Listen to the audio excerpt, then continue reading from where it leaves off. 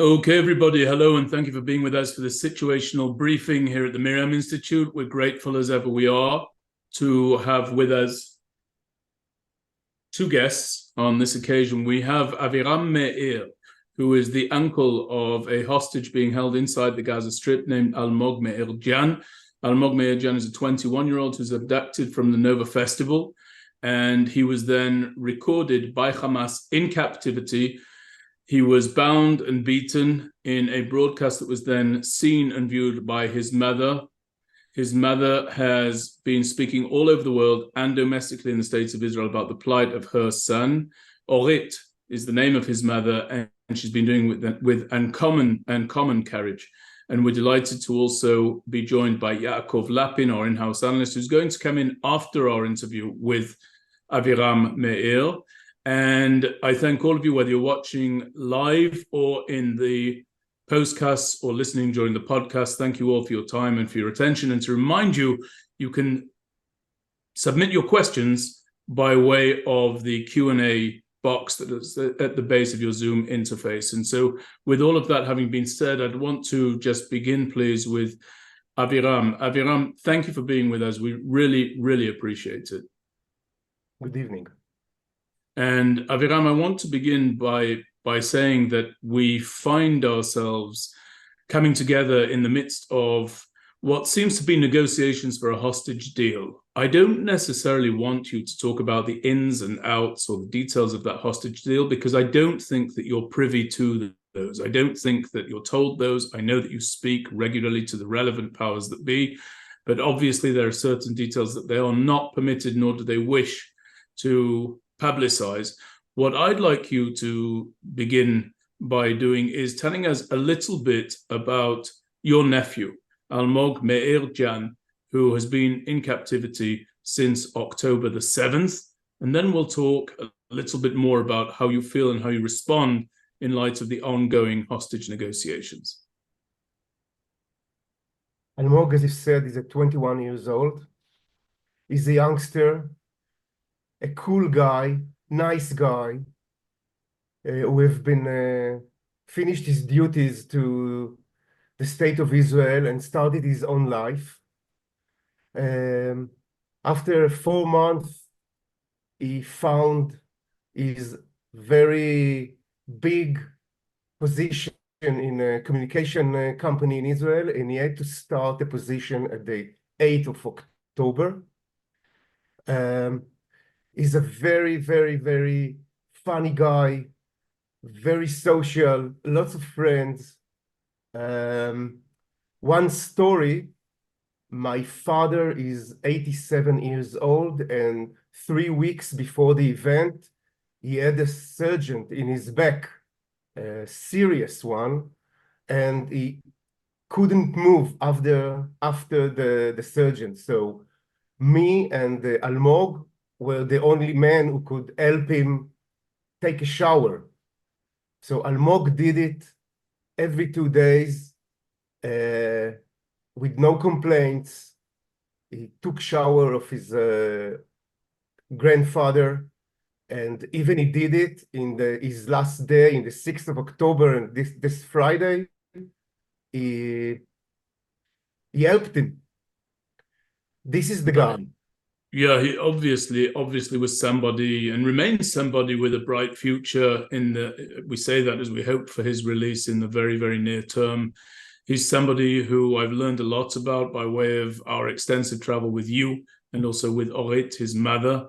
And I want to know, Aviram, in the midst of all of the hostage release negotiations that are taking place, what is that doing to you, to the family members, as you look on and hear about these discussions that may or may not result in the near-term release of Almog? I'll start and say that I'm very tired. I'm tired from the process that we are passing in the last 4 months. I'm tired from all the gossip that are running around all the time. And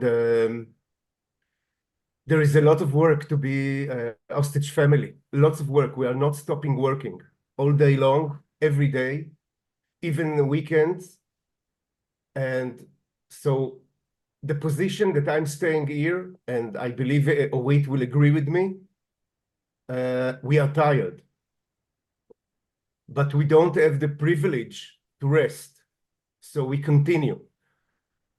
I'm trying to avoid all the talking about hostage deal because I know there's nothing real yet in the story.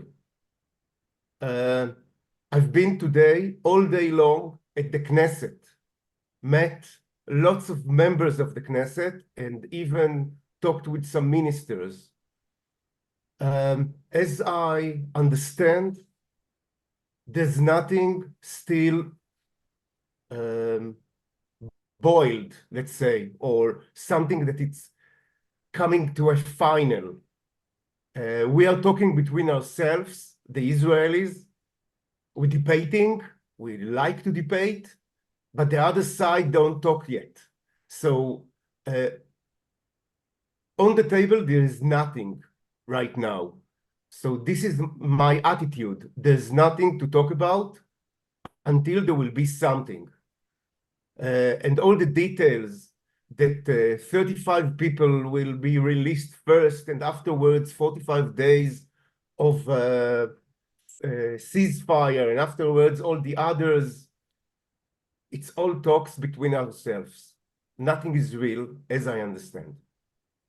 So I want to talk to you a little bit more about that, because on the one hand, Aviram, you've worked tirelessly. I hope it's okay that I tell everybody that you have put aside your work, your job, your income entirely since Almog was kidnapped. You did that to be a support network, and you continue to do it to his mother, your sister, Orit. I've said to you when we've traveled and we've had the privilege of bringing you and Orit to the United States and to Britain several times, and each time I've said to you that I believe you are the embodiment of what a good brother is, of what a good family member is, of what a loving sibling is. The way that you tirelessly go wherever Orit goes, do whatever it is Orit needs to do, and stand there next to her in service of her and in service of the goal of releasing Almog is really, really remarkable. I mention that because of what you've just said.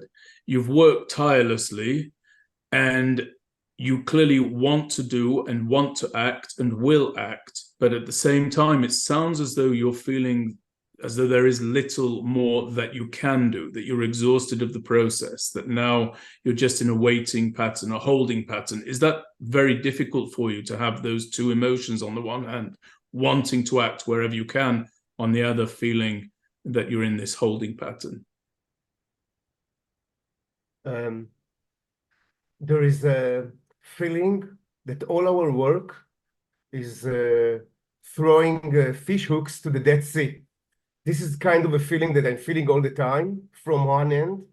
And from the other end, I know that we are building a wall with very small stones who are building the wall. And at some time, the wall will be built and the process will be completed and Almog will come back. So we are in this kind of roller coaster that goes from the Dead Sea to the built wall that we want to build. And if you ask me today in the morning when I heard the news that the Hamas want more things from Israel, and the significance is that the government won't give them, I wasn't depressed in the morning. Afterwards, I understand that we are talking with ourselves. So you were depressed in the morning after you heard that? I've been depressed in the morning. I didn't want to talk with no one. Before I left my house, I read some headlines, and I understand that the situation is more complicated. Every day, it's more complicated. And the return of the hostages will not be happen. and we are afraid that the time will not, they will not be able to come back alive. We are talking about it. We know it's possible. It's one of the possibilities. I hope it won't happen. It won't happen, but it's one of the possibilities. I know that it could be done. It could be.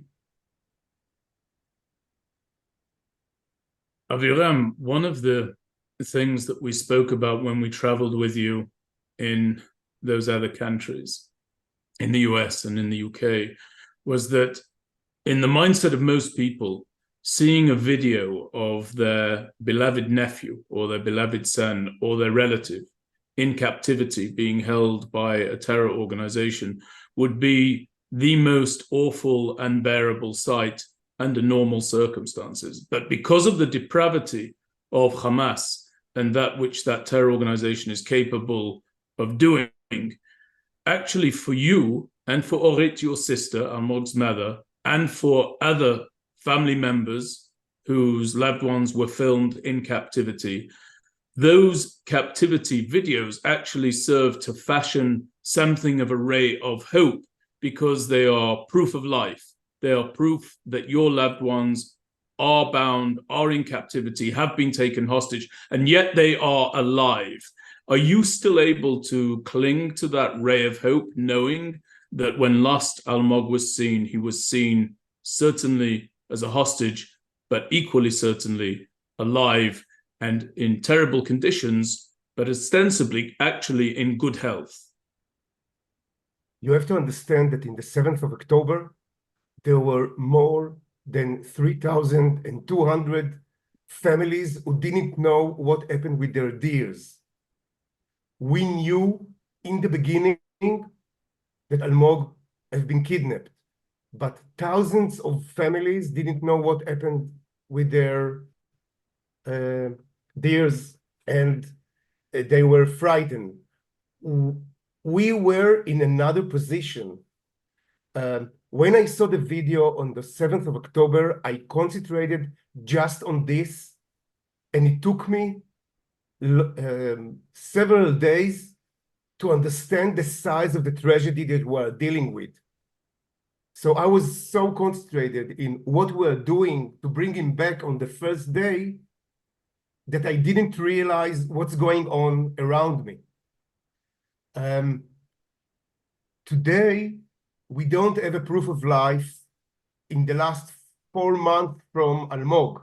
We don't know his situation, his medical situation, his mental situation, if he's eating, if he's drinking, if it's cold, or so on. We don't know anything.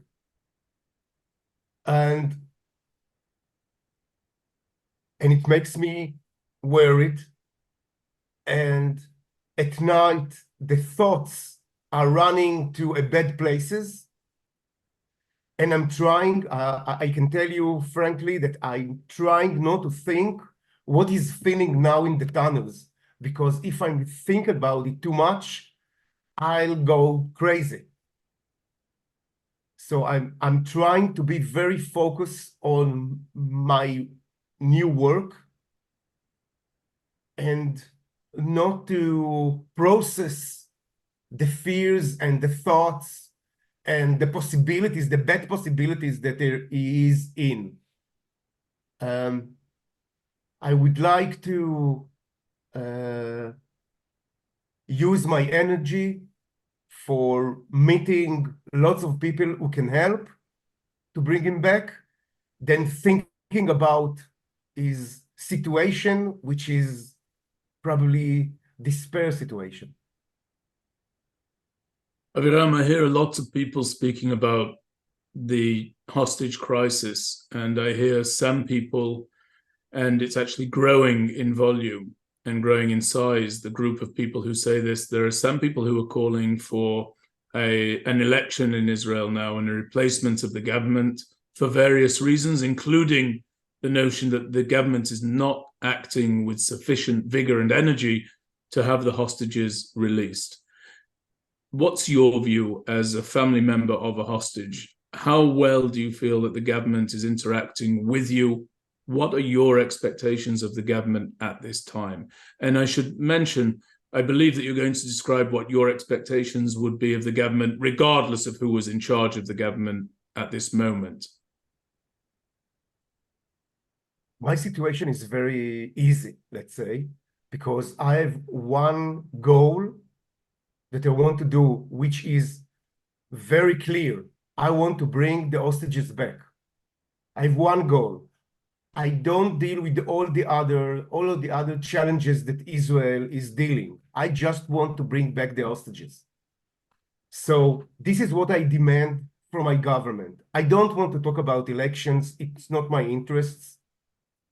I don't want to talk of all the other politic problems that we have now. I don't want to talk about the Likud party, which today they talked among themselves and everything came out of the talking, and it was dirty talking, like in a neighborhood and not for a governmental party. I just want them to concentrate on bringing back the hostages, and to think every Knesset member and government member should concentrate how he's doing it, not fighting with the others, collaborate with the others, and think what he can do for bringing the hostages back. This is the most important mission now in Israel. As I said, lots of missions, lots of challenges, lots of problems, but it won't be solved if the hostages won't come back and will solve this challenge. Afterwards will come all the other challenges, like demolishing the Hamas and so on. So let's talk a little bit about the challenge of demolishing Hamas. We have a situation where Defense Minister Gallant and now the Prime Minister are saying time and time again that only the military pressure is going to bring about the release and the return of the hostages. What's your view as one family member of one hostage with regard to the effectiveness and the importance and even the prioritization of the military activities taking place inside the Gaza Strip? It's funny that they say that only military pressure will bring the hostages, because if there were 5 brigades in Gaza, now there is less than 1. So I don't understand. I really don't understand. It's not criticism. I just don't understand what is the connection between hardly 1 brigade who is fighting now in Gaza Strip and demolishing the Hamas. If they wanted to demolish the Hamas, there should have been 5 or 6 or 7 brigades inside Gaza Strip. This is one thing that I don't understand. Generally, I'm thinking they have to balance the power, the military power, with the possibility to do a deal.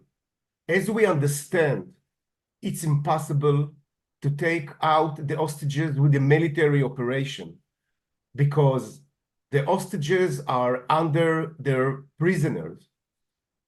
And if the army will go inside the tunnels, the hostages will be shot to death.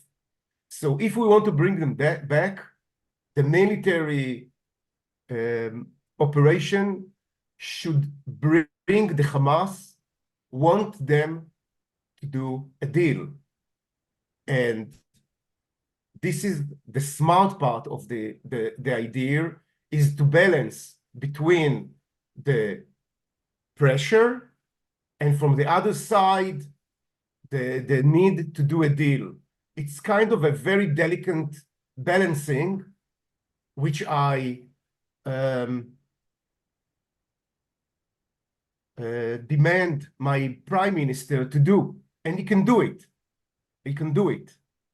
This is a very delicate play, and they should do it, and should do it good.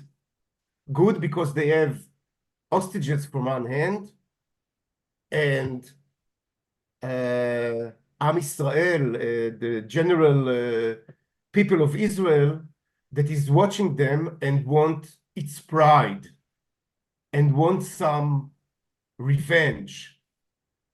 And they have to balance it also. So I don't see, as they say, a victory picture.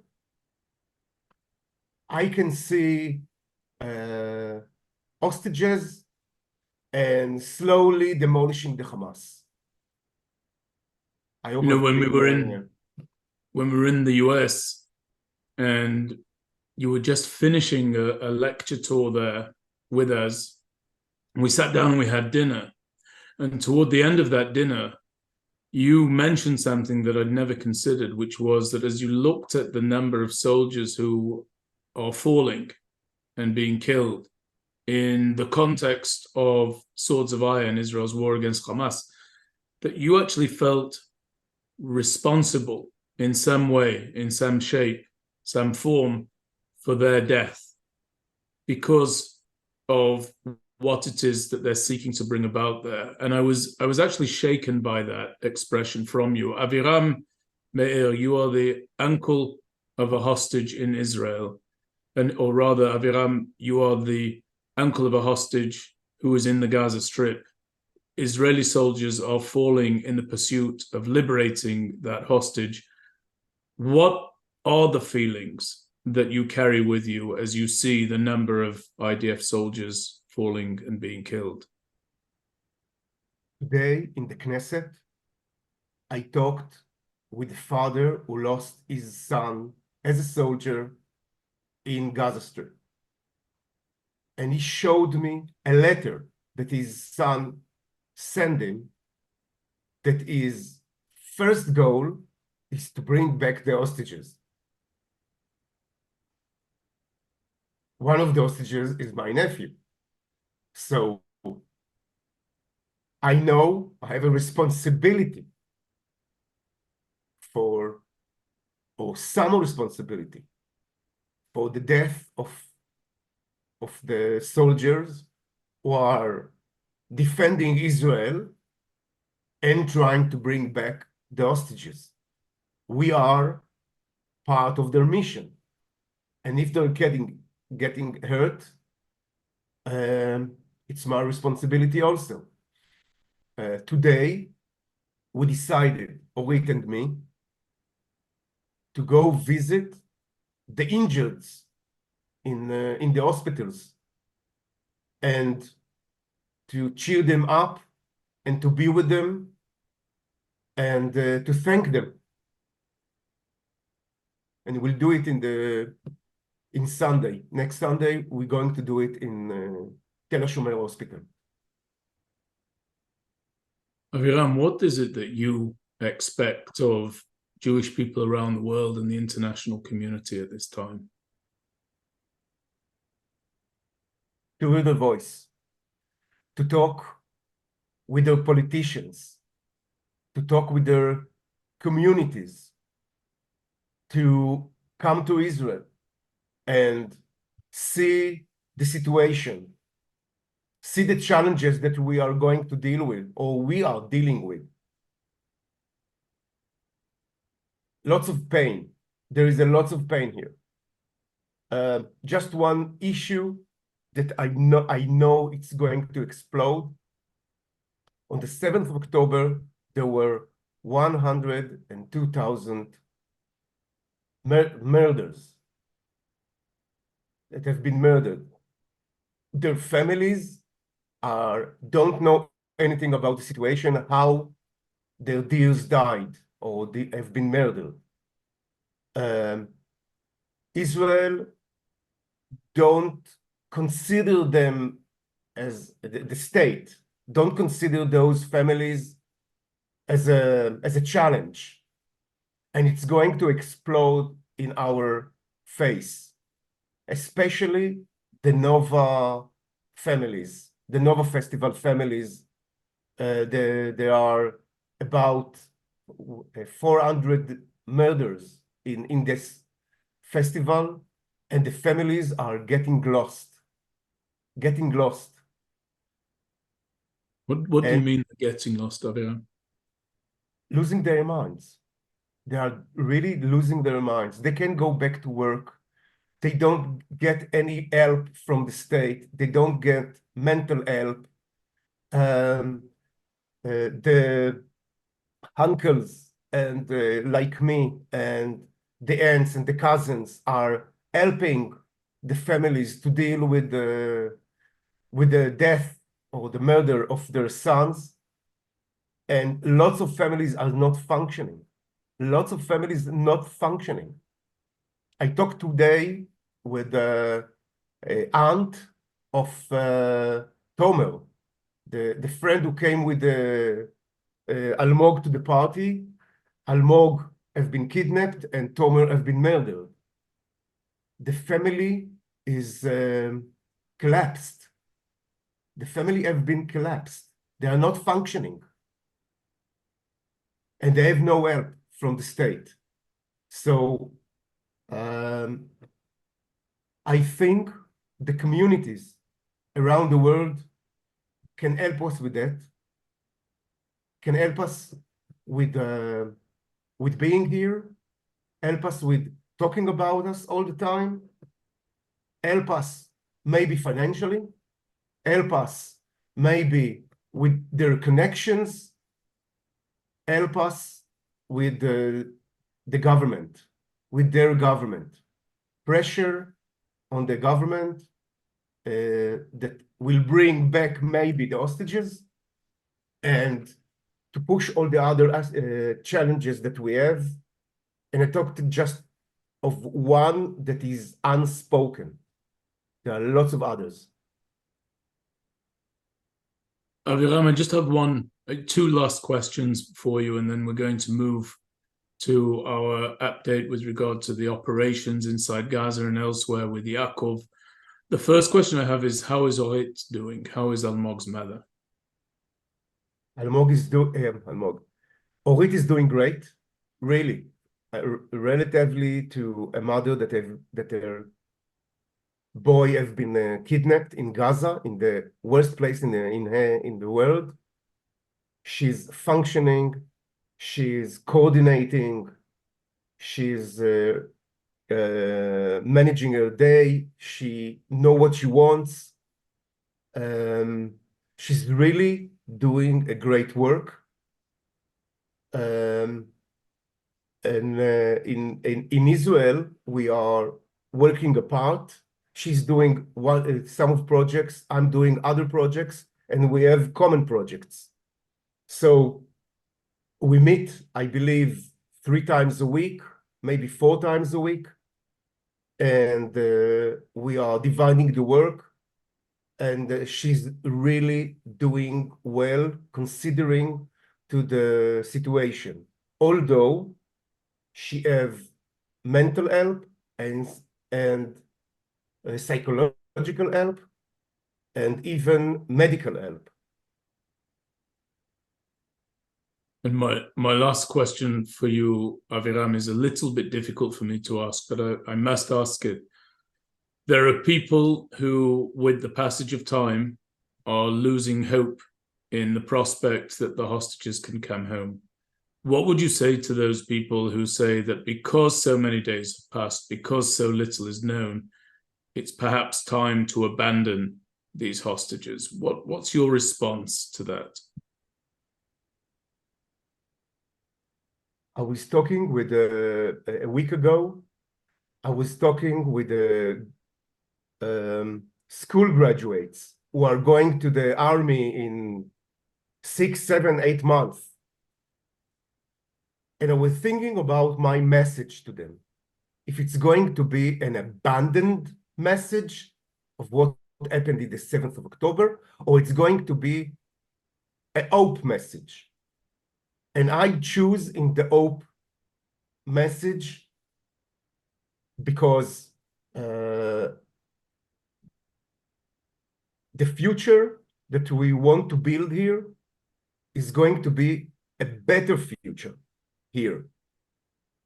It will be very problematic if the kidnapped won't come back.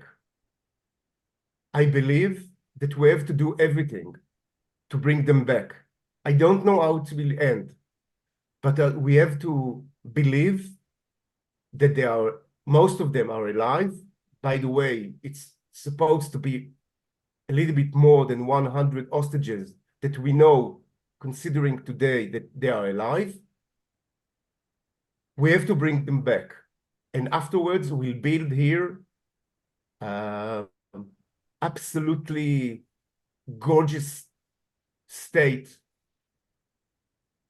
We'll deal with all the hostages. We deal with all the challenges. And we're going to do a very good job for 80 years ahead, at least. But the key for it, as I see it, is the hostages. So we have to believe. We have to go forward. Thank you. Aviram Meir, uncle of Almog Meir-Jan, 21-year-old hostage being held inside the Gaza Strip. Thank you so much for being with me today, with us today. And thank you for everything that you're doing in support of your sister and your nephew and Klal Yisrael as you work tirelessly to bring the hostages home. We appreciate you and thank you very, very much. And I'm going to move over to Yaakov. But before I do, I just want to ask you, please send my warmest regards to Orit, and please send my warmest regards to all of the families of those who are in captivity. Thank you very much, Aviram. We appreciate you. So we're going to move now to Yaakov. Yaakov, with you today, I have about 20, 25 minutes of a situational briefing. And I want to begin by talking about the United States. I actually want to pull back the lens a little bit because the United States of America, according to my reading, struck 85 targets in Western Iraq and Eastern Syria. It's the largest strike against Iranian proxies since the Iraq War. And with that having been said, the United States gave more than enough time for Iran to move their people away from the line of fire.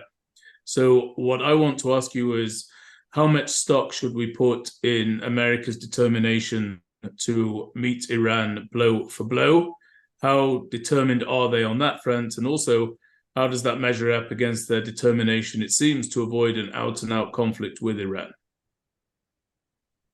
So I think, if the American objective is deterrence, then their effort is unfortunately unlikely to succeed because neither Iran nor its regional axis can, in my view, be deterred, are interested in being deterred. What they are willing to do is to turn the volume button up and down and never to abandon their initiative and project, which is to take over the Middle East, to overthrow and destroy the moderate Sunni countries, and to surround Israel with a suffocating ring of fire and to eventually lead to its collapse. That is the Iranian goal, and that is why it has proxies. Now, the first thing I would say about the American-British strike is, first of all, as you noted correctly, there were 6 days of telegraphing intentions, and I very much doubt that this was accidental. It seems to me like the goal here was for them to evacuate their personnel from bases to keep casualties down to a minimum. There were some casualties reported, but it seems like the Biden administration is really trying to walk down this sort of balancing rope in which it is increasing its strikes, but still signaling to the Iranians that they are not interested in getting involved in a regional war. And I think one of the biggest signs that that is the real intention of the White House is the fact that there have been messages over the past week attributed to U.S. officials stating that an attack on Iran itself is not on the agenda. And if there's one thing that you can tell Iran to make it happy and make it self-confident and more aggressive, it's that you're going to continue to play by the Iranian playbook, and that means dealing only with its proxies and keeping the head of the snake out of the line of fire. That is exactly why Iran has set up these proxies to begin with. And in the meantime, the Iranian nuclear program is racing ahead. So, I think when you zoom out, yes, the strikes are to be commended. But if they're not followed up with a strategy on actually threatening Iran, applying a real pressure campaign on it, and making clear to it that its aggression is something that it itself can pay for, and soon, then I very much doubt that this military campaign is going to achieve its goal. Yeah, and talking now a little bit about our northern border, the border with, of course, Lebanon, and Hezbollah's ensconced there in southern Lebanon. There continues to be this exchange and ratcheting up of the exchange of fire between the IDF and Hezbollah. It's an interesting situation because since the outbreak of this war, there has been a question as to whether or not Israel should strike Hezbollah prior to it having entered, should have struck Hezbollah prior to it having entered the Gaza Strip, or whether it should have operated inside the Gaza Strip and then turned to combating Hezbollah and perhaps engaging in a war against Hezbollah only after it concludes its operation inside the Gaza Strip. And now it seems, in the context of approximately 100,000 Israelis, northern residing citizens of the State of Israel, who've been evacuated from their homes and who are refugees in their own country and have been since close to the events of October 7th. It now seems, according to the briefing given by the IDF spokesperson, Tataluf Daniel Hagari, it seems to be that actually the IDF is not going to engage in an all-out conflict with Hezbollah, but is rather reassuring publicly that by strengthening the defenses against Hezbollah within the borders of the State of Israel, the citizens of Israel will soon enough be able to return to their homes up in the north. And I was very alarmed to hear that briefing, because I think that that is another example of the IDF and Israel kicking the can down the road, an explosive can that is going to detonate in the faces of all of us at a time of Hezbollah's choosing. What do you think is the current viewpoint with regard to acting against Hezbollah? Right. And I think your concerns are very well founded. Let me sketch out how I read each side's intentions, and then what may happen, what the possible scenarios are going forward. I think right now, as of this moment, neither Hezbollah nor Israel, and I stress at this moment, want a full-scale war. And the reasons are very, very different. Hezbollah right now does not want Hamas to choose the timing of that war, and it does not want to go to a full-scale war when Israel is deployed heavily on the northern border with 3 divisions, and more than 50% of the Air Force is turned northwards and ready to unleash waves of firepower that have not been seen in the Middle East. These are not the conditions that Hezbollah wants to go to war under, but that doesn't mean that Hezbollah does not want to go to war. And this is the catch. This is the thing I think that throws so many people off balance. That none of this says anything about what Hezbollah may want tomorrow, and this is speaking to your concerns. We saw in the past year and a half Hezbollah undertake a series of provocations, including the sending of a bomber, a highway bomber, and deploying heavily on the border, and it looked like it was getting ready to try and drag Israel into war. And now it's not interested because the conditions are not in favor. That tells us nothing at all about what Hezbollah may want to do tomorrow when Israel lets its guard down. So that's how I currently read Hezbollah. Now, Israel, I think so far has been correct to prioritize the Gazan arena. It makes sense to prioritize the war against Hamas. We have more than 50% of Hamas's fighting force, terrorist force, off the battlefield, either killed in action or injured. In northern Gaza, the level of destruction because of how fortified and embedded Hamas was in northern Gaza is everybody who comes back from there says the same thing. It's just nothing like they've seen before in a battlefield, and it's probably the most complex urban battlefield in history. And the IDF has overall done an incredible job in eliminating Hamas's capabilities this far, and now the focus is on southern Hamas, and of course the pace is being complicated by these horrible and tragic hostage situation that you were discussing with Aviram. So until now, I fully understand the strategic logic of prioritizing Hamas and Gaza. That was the enemy that needed to have as much damage leveled on it as possible, and immediately, because of what it did, because of the genocidal attack that it perpetrated, that's where the focus had to be. Now, having said all of that, the atmosphere that you are picking up on is something that I tend to agree with. I agree with your reading. It seems to me that Israel would want to delay this war in the north if it could. As you said, kicking the can down the road. Based on the statements of Rear Admiral Hagari, the IDF spokesperson, as you refer to, though, and the statements of Defense Minister Gallant, even though, he's making very stern warnings to Hezbollah, he always begins by saying, we prefer a diplomatic solution. And that raises the question, what does that mean, a diplomatic solution? So we have Amos Hochstein in Lebanon right now.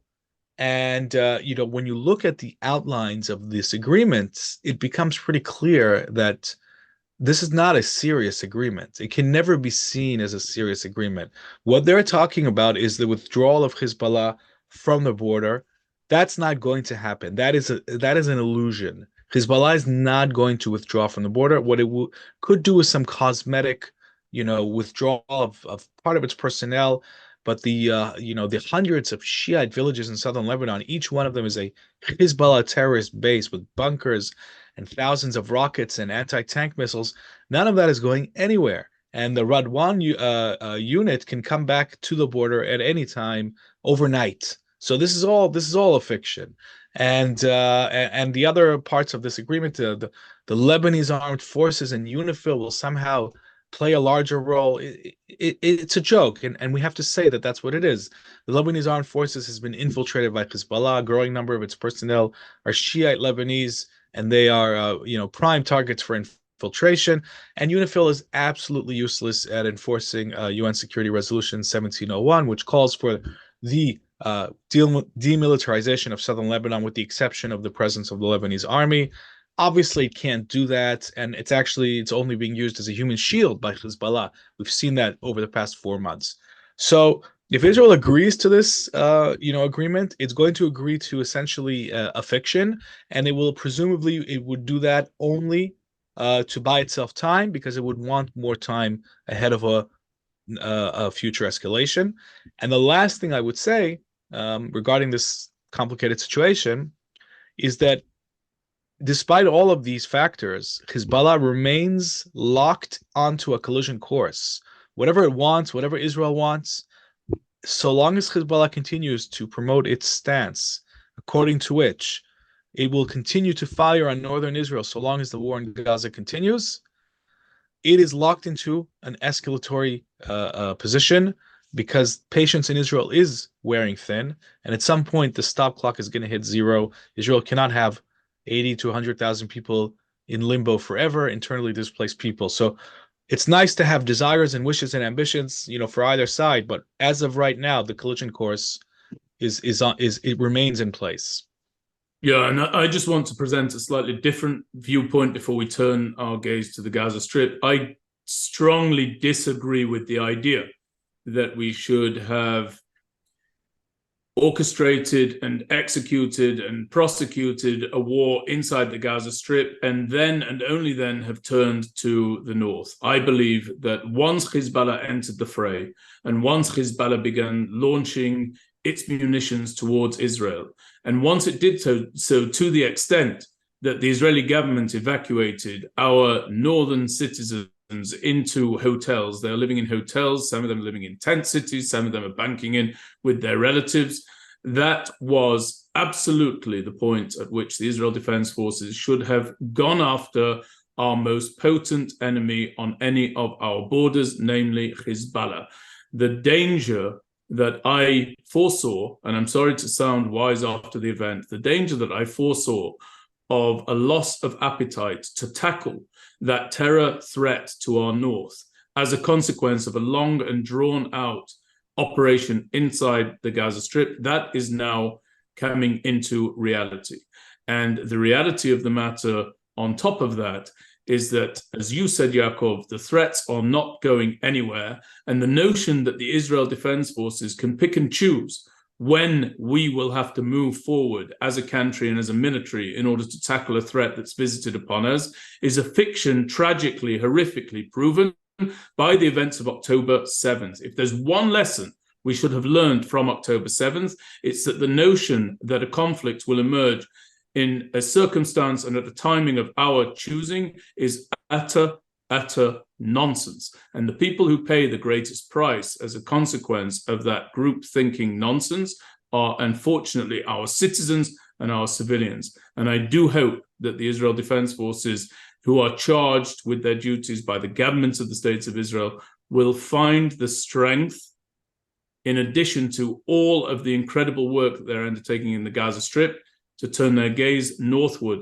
and to take this fight to Hezbollah and to defang this most potent enemy. And let us remember, in the background is always the concern, there is always a concern that Iran may yet get nuclear capabilities which will only inhibit our freedom of movement against Hezbollah in any future conflict. It's a dangerous game that we're playing, and I think we should have hit Hezbollah first and hardest, and then returned to the Gaza Strip and dealt with what's going on there. But with that having been said, while many people are talking about the day after and about the lack of success inside the Gaza Strip and the complexity of the operation inside the Gaza Strip and the fact that we've had to recommit forces into central and northern Gaza, there's an interesting writing by John Spencer, who's chief of urban warfare at the Modern War Institute at West Point.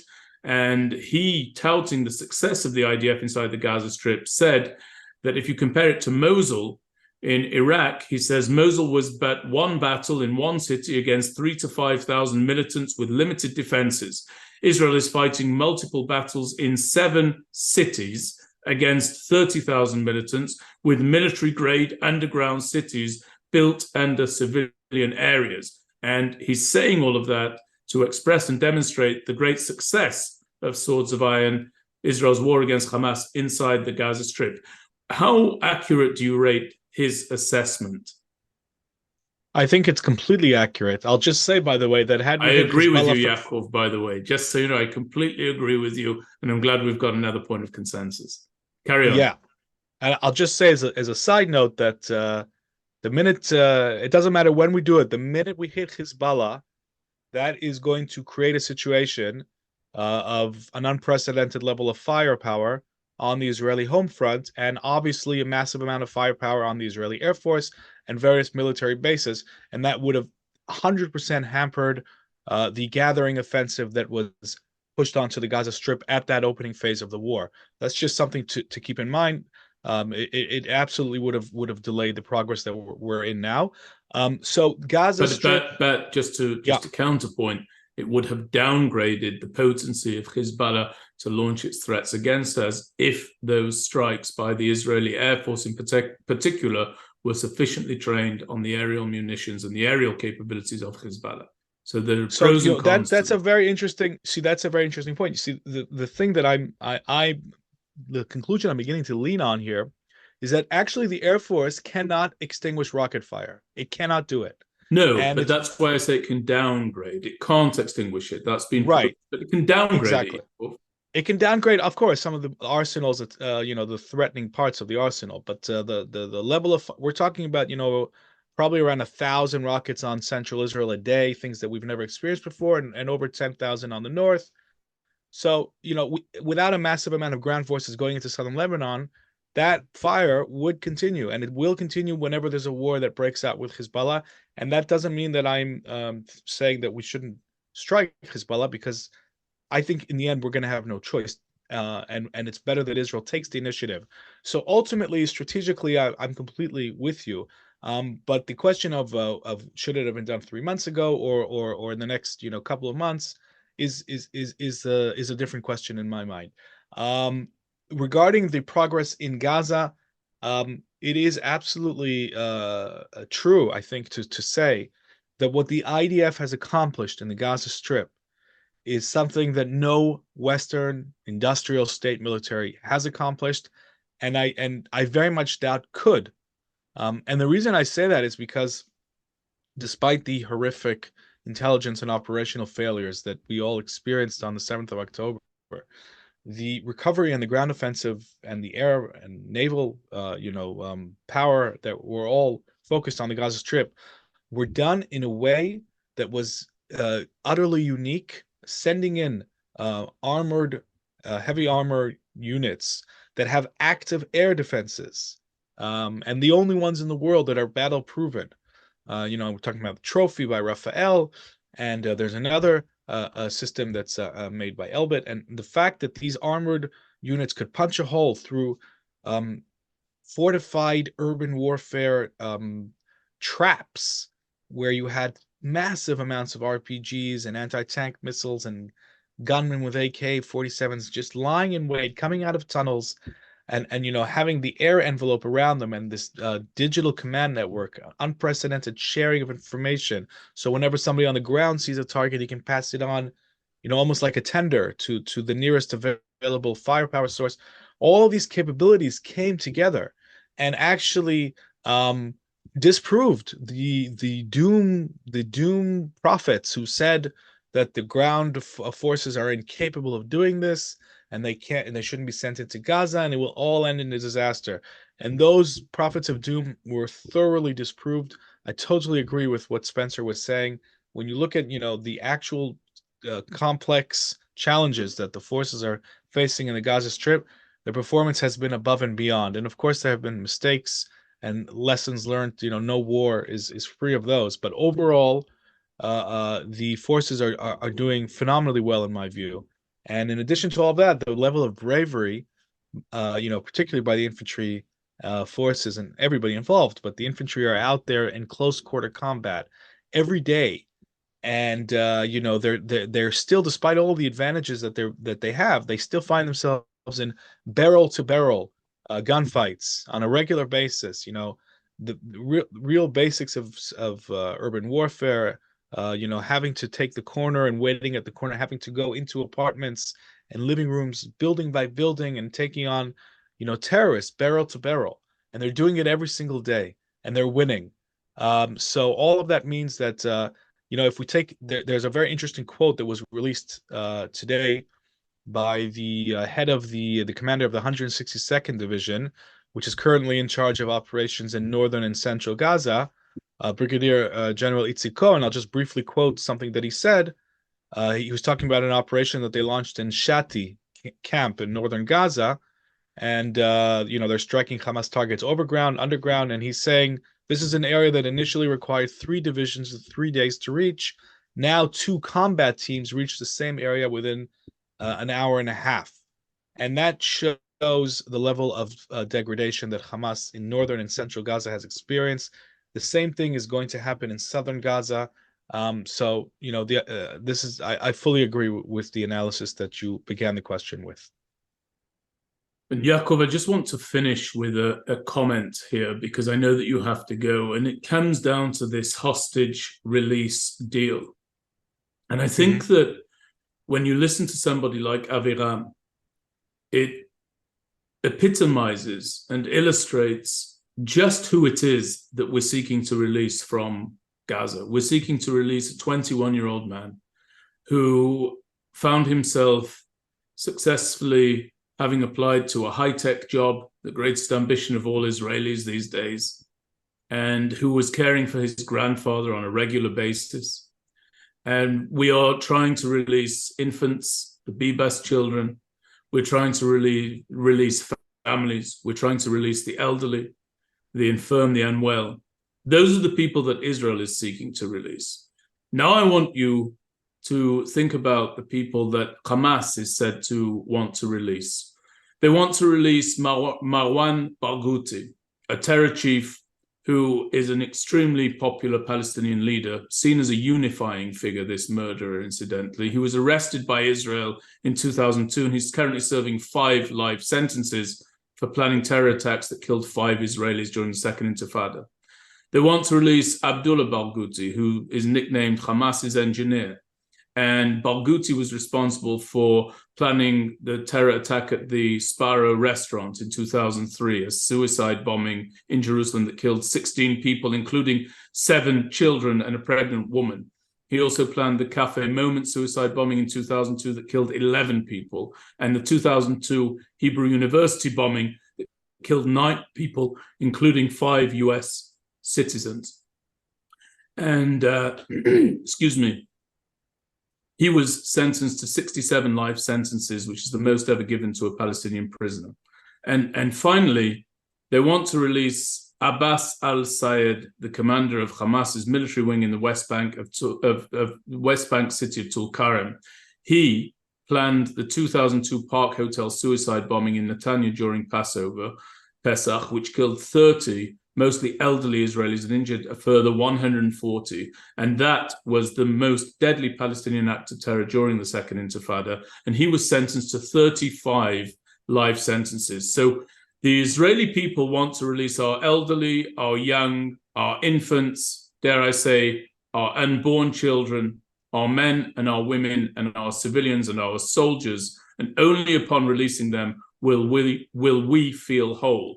The Palestinian Arabs, led by Hamas, want to release from Israeli jails multiple murderers of multiple people who are serving out multiple sentences, life sentences, for killing 67 people at a time and 30 people at a time and 140 injuries and another 30 people. And only upon releasing them will they say that their society is whole. Those are the people that they point to, Hamas, and they say, we need these people home. We need these people to come back to our country. We need these people among us. It's the most disgraceful thing. It would be the equivalent of the United States saying they need the release of Ted Bundy, Jeffrey Dahmer, and Charles Manson in order for American society to feel whole again, and possibly then some. It speaks to the depravity of Hamas. It speaks to the depravity of Hamas, but I'm going to go one step further. Tragically and appallingly, Yaakov, if such people are released, you know it and I know it, the average Palestinian Arab inside Gaza will cheer and will accept the candies and the celebrations that applaud the release of these murderers. And that is the fundamental problem that we have, is it not? That is the fundamental problem that we have. It's the ideology and the culture of jihad. That's what we're facing. At the end of, everything, all of the battles that we're discussing and all of the events and the developments, at the end of the day, we are facing an ideology of jihad, which is bent on destroying the Jewish state and replacing it first with Islamic Palestinian state and eventually a regional caliphate, which they actually want to turn global. And they say so quite openly. So yes, we are dealing with an ideology that is out to wipe us out. And all of the people that you have described are heroes in popular Palestinian culture because they have murdered Jews. And that is seen as a holy religious commandment in the culture of jihad. That's what we're dealing with. And that's the difference, by the way, between serial killers in America who acted on their own sickness and evil, but represented nobody but themselves. And here, these are people who are representing an entire ideology, a mainstream ideology, and it's impossible to ignore also the religious aspect of it. It's a core part of what we're dealing with here, is this religious jihadist ideology. And the only way that we will be able to deal with this ideology is by discrediting it, by first of all destroying its capabilities, first and foremost, and then encouraging, after we decisively achieve a victory over Hamas in the Gaza Strip, then encouraging those in the Middle East with a different ideology and a different interpretation of Islam, encouraging them to come in and help fill the vacuum. But it has to be done in that order. It can't be done in any other order. First, there has to be military victory applied in the clearest sense against those Hamas, the Muslim Brotherhood, the jihadists, the genocidal, and I'm not going to call them lunatics, by the way. I'm not going to call them lunatics because they are acting according to a very calculated working plan, which is staged and which is designed to achieve our destruction. And they are completely evil. I'll just, it reminds me the outrage that we all, of course, correctly feel, and the pride that they feel, and the flip mirror image here. It reminds me every day the IDF says in its statements, look how they used civilian infrastructure to fire on us. This is not what's going to shame Hamas. Of course, the West needs to be aware. Hamas is proud of doing this because, as far as they're concerned, they're using, a weakness and turning it into a strength. So they don't have an air force, so they'll turn their residential neighborhood into an air force by firing rockets from it. And they don't have heavy armor, so they'll arm themselves with anti-tank missiles. And they can't defeat the IDF on the battlefield, so they will mass murder Israeli civilians. Everything that you mentioned and that we're appalled by, they are proud of. And the only way to have this so-called conversation with our neighbors is to decisively defeat them on the battlefield first and foremost, and then invite other actors in the Middle East to come in and help fill the vacuum and to steer the region in a different direction. It's going to be a long-term, generational effort, in my opinion. Thanks to all of you for being with us today during this Meir-Jan Institute situational briefing. Thank you to Aviram Meir and to Yaakov Lappin and to my colleagues at the Meir-Jan Institute. We'll see you again next time.